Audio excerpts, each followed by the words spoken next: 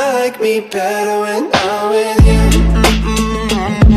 Hi guys, welcome back to my channel, or hello if you're new. Please subscribe down below and like this video if you like this makeup look, and yeah, let's get on with the tutorial.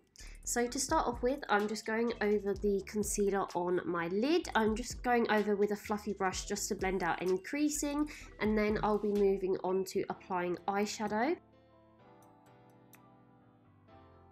So to start off with, I'm using one of the lighter pink shades in the Plouise Secret Sinner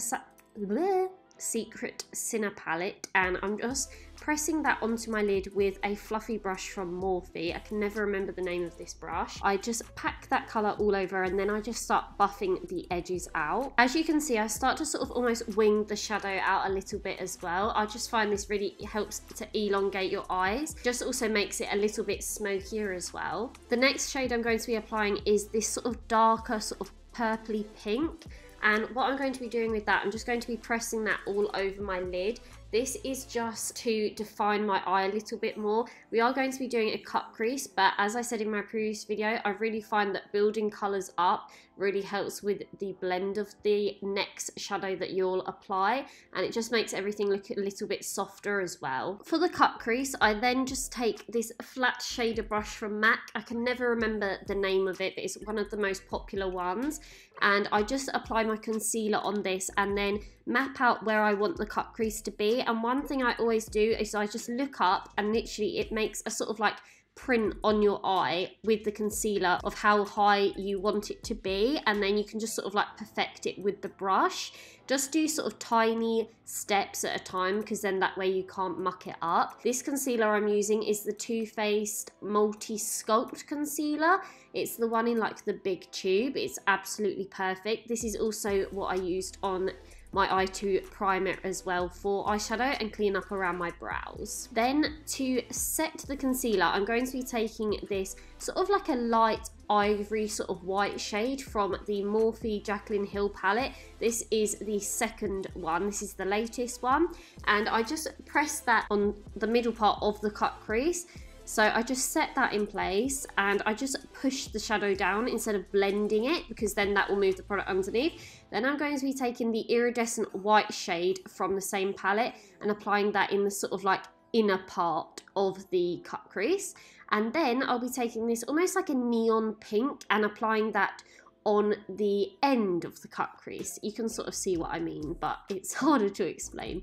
Then I'll be lining my eyes with the NYX ink liner, and I just do a quick little line along my lash line, and then I take this black shadow from another Morphe palette. This is the 39A palette, but you can use any black eyeshadow you have. This is just one I had to hand, and I use this on an angled eyeshadow brush, and I just create a wing with this.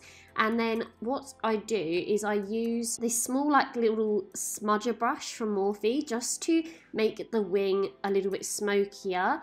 So I didn't want this to look like a real harsh black wing. I just wanted it to be quite sort of like gradual and smoked out. I find this looked really complementary with the cut crease, because sometimes I can find if you've got a full-on cut crease with a really precise like harsh wing, sometimes it makes your eyes look a little bit too much, but I thought this looks so nice, it being a little bit softer. Then as you can see, I just take that black shadow underneath my eyes and repeat the same steps that I've done on the top, on the bottom of my eye, obviously ignoring the white eyeshadows. And then for my foundation, I'm mixing my two favourite at the moment, which is the Tarte Foundsealer foundation and the Too Faced Born This Way foundation. Just applying that onto my skin with a Morphe sponge, and I did prep my skin beforehand, so I put all my primers and everything on before I started filming. And then as you can see, I just start to buff the edges of the eyeshadow out just to make sure it's nice and seamless. Then I take my Too Faced Multi Sculpt Concealer once again, just apply that under my eyes and a little bit on my chin and on my forehead, and I just blend that out with that same Morphe sponge. To bronze my skin, I'm using my Huda Beauty Tan Tour in the shade Light and applying that with a Real Techniques contour brush.